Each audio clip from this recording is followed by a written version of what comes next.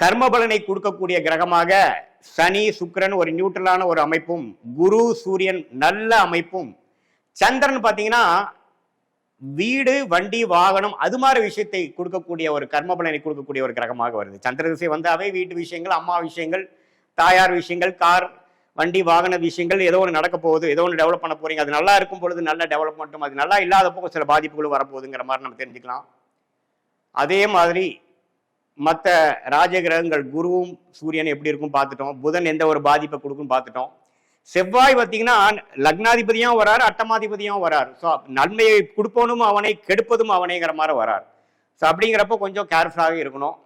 செவ்வாய் மட்டும் 8ஆம் வீட்டுக்கு கனெக்ட் ஆகி லக்னத்துக்கு கனெக்ட் ஆகாமல் இருந்து, அதாவது 2ஆம் இடத்திலிருந்து 8ஆம் வீட்டிலேயோ 8ஆம் வீட்டிலேயே இருக்கும் பொழுது குரு பார்வை சுக்கிரன் தாக்கங்கள் இல்லாத பட்சத்தில் சில பிரச்சனைகளையும் சில கண்டம் மரணத்துக்கு ஒப்பான கண்டத்தையும் கொடுத்து விடுவாருங்கிற கர்ம பலன் கொடுக்கக்கூடியவருங்கிறது நீங்க தெரிஞ்சுக்கணும்.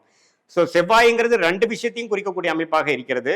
சுக்கிரன் மாரக வீட்டுக்கு சம்மந்தப்படும் பொழுது மாரகாதிபதியாக செயல்படக்கூடிய அமைப்பாக இருக்கிறது. மற்றபடி அது ஒன்றும் பிரச்சனை இல்லாத ஒரு கிரகமாக இருக்கிறது, நியூட்ரலான கிரகமாக இருக்குது. சனிங்கிறது பார்த்தீங்கன்னா உங்க வேலை தொழில வெற்றி பெறக்கூடிய ஒரு அமைப்பை கொடுக்கக்கூடிய அமைப்பா இருக்கு. நல்ல திக்பலம் பெறும்பொழுது வெற்றியும், திக்பலம் இல்லாதப்போ பிரச்சனையும் கொடுக்கக்கூடிய அமைப்பா இருக்குது.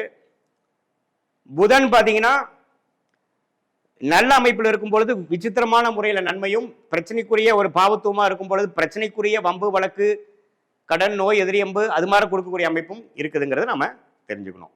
இதுதான் பொதுவாக மேஷ லக்னத்துக்கும் மேஷ ராசிக்கும் ஒரு கிரகமும் என்ன கர்ம பலனை கொடுக்க வல்லமை படைத்தது, உங்களுக்கு என்ன தசாபுக்திகள் போய் கொண்டிருக்கிறது, அந்த கிரகம் உங்கள் ஜாதகத்தில் எப்படி இருக்கிறாரு அப்படிங்கிறதை பார்த்து அந்த தசை எப்படி ஒரு கர்ம பலனை உங்களுக்கு கொடுக்குங்கிறத நீங்க தெரிஞ்சுக்கலாம். இது ஒரு பொதுவான பலன் தான். நீங்க பிறந்த தேதி, பிறந்த நேரம், பிறந்த ஊர் கொடுத்து ஒரு துல்லியமான முறையில் சயின்டிபிக் வேதிக் அஸ்ட்ராலஜி முறையில் நம்ம பார்க்கும் பொழுது கண்டிப்பாக துல்லியமான ஃபியூச்சர் எப்படி இருக்க போகுது, ஷார்ட் டேர்ம் எப்படி இருக்க போகுது, லாங் டேர்ம் எப்படி இருக்கும் போகுதுங்கிறது நல்லபடியாக எடுத்து அதுக்கு தகுந்த முடிவுகளை எடுத்து வாழ்க்கையில நம்ம ஜெயிக்க முடியும் அப்படிங்கிறத நான் கேட்டுக்கிறேன்.